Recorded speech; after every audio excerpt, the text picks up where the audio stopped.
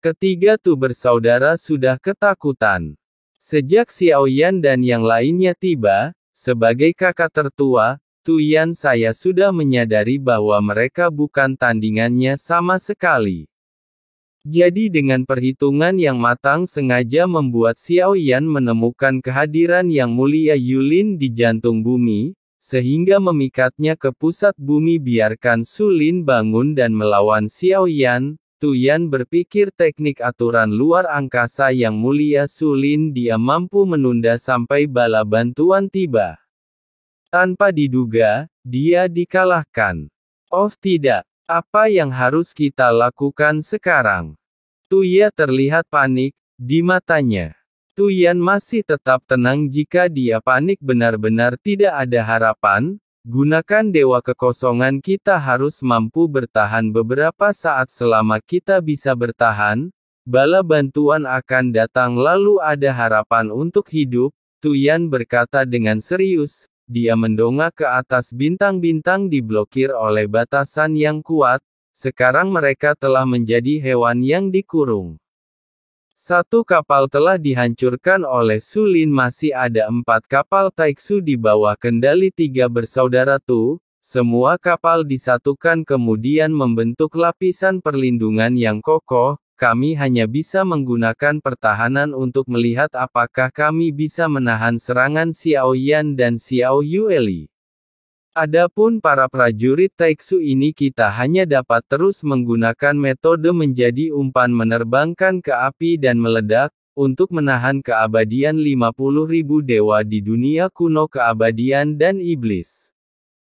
Selesai menebas Su Lin, Xiao Yueli bergegas keluar lebih dulu langsung menemui ketiga Tu bersaudara. Prajurit Taiksu ini adalah tubuh yang tidak berjiwa.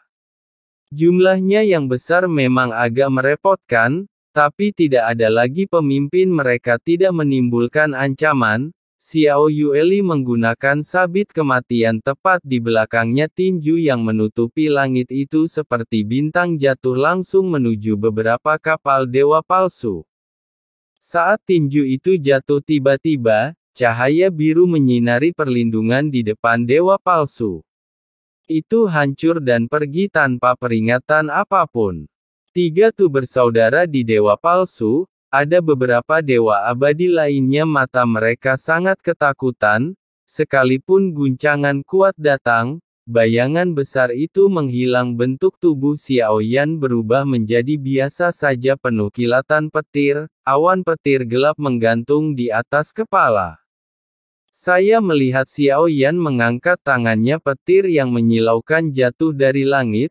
Saat itu jatuh ke tangan Xiao Yan. Guntur langsung berubah langsung menuju beberapa kapal False God. Guntur yang menderu terus-menerus meledak dalam ketiadaan. Retakan bencana dan Hao Tian Lei awalnya diintegrasikan menjadi satu. Bekerja sama adalah pasangan yang sempurna, langsung menembus Susen Hao milik Su Lin dimungkinkan untuk mengabaikan materi kuat seperti dewa palsu.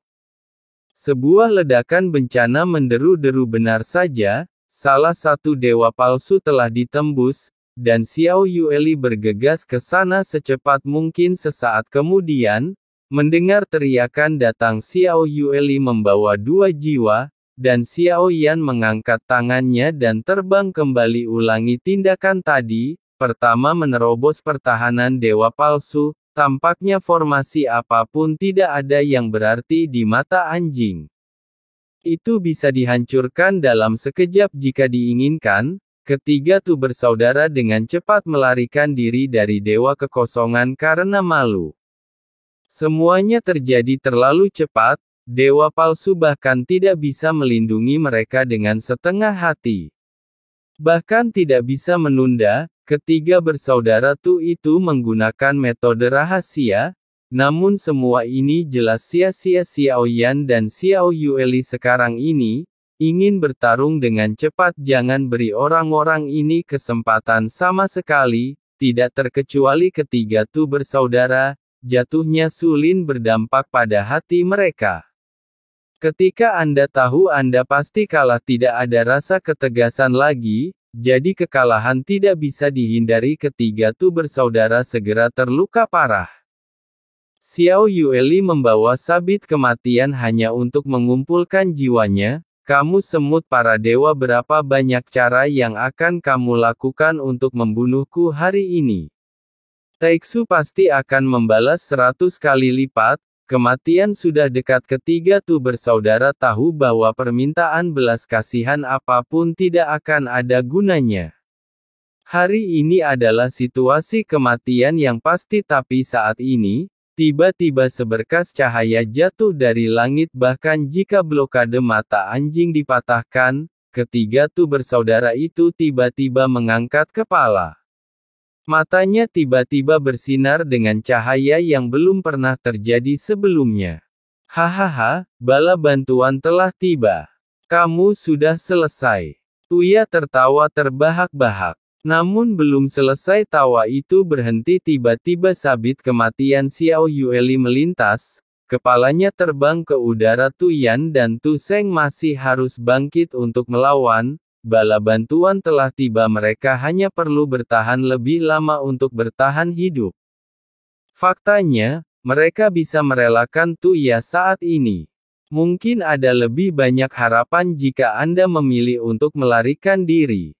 Tapi tidak, ketiga bersaudara ini sudah tidak perlu diragukan lagi. Tuyan adalah yang terkuat, jadi dia meraung terburu-buru menuju Xiao Yueli. Saat Tuyan bergegas, tiba-tiba terasa seperti siang hari di depan mataku.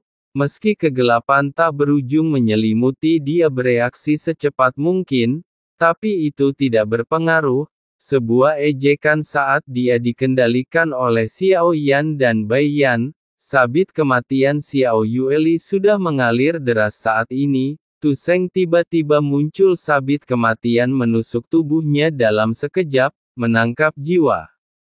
Xiao Yueli tidak punya belas kasihan.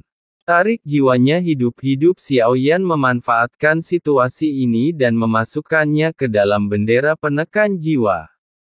Saat Tuyan mendapatkan kembali kendali atas tubuhnya dari kegelapan, tapi dia menemukan matanya dipenuhi darah, baik Tu Seng dan Tuya meninggal. Sekarang hanya dia yang tersisa. Murid Tuyan gemetar. Dia sepertinya tidak punya ide untuk melarikan diri. Yang ada hanya kegilaan di mata. Kamu mencari kematian. Dia menjerit marah, tubuh mengembang dengan kecepatan tinggi. Segala cara tidak ada gunanya, hanya penghancuran diri. Penghancuran diri seorang dewa, kekuatannya masih luar biasa. 7 langkah yang mengejutkan Tuhan. Tapi Xiao Yan tidak memilih mundur, sebaliknya, tubuhnya langsung berubah menjadi 10.000 kaki melangkah maju dengan telapak kaki, kalahkan serangan dengan serangan ledakan.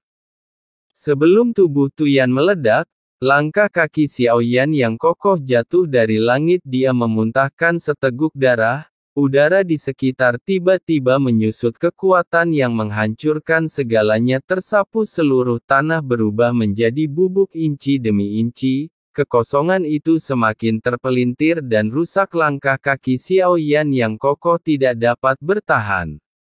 Meski melangkah keluar terus-menerus, kekuatan 7 langkah masih sulit untuk menahan penghancuran diri abadi dari dewa tingkat ketiga. Tapi Xiao Yan tidak menghindarinya, tapi menggunakan tubuhnya sendiri. Berdiri di depan Xiao Yueli, semua kekuatan penghancuran diri jatuh ke tubuh Xiao Yan. Masih banyak luka-luka dampak menahan meledakan diri. Tapi itu tetap membuat Xiao Yan sama sekali tidak bisa dikenali. Namun bagi Xiao Yan, yang memiliki tubuh dewa asli, cedera kecil ini bukan apa-apa. Dalam sekejap kulit dan daging Xiao Yan yang meledak dipenuhi kabut putih, dan mulai pulih dengan kecepatan yang mencengangkan. Tubuh akan segera kembali normal. Penghancuran diri Tuyan sebenarnya sangat kuat, tapi tubuh abadi Xiao Yan juga sangat kuat. Dia secara paksa memblokir penghancuran dirinya dengan tubuhnya. Segera, Xiao Yan mengangkat kepalanya dan melihat ke langit. Beberapa dewa palsu perlahan mendarat. Bala bantuan dari Taiksu telah tiba.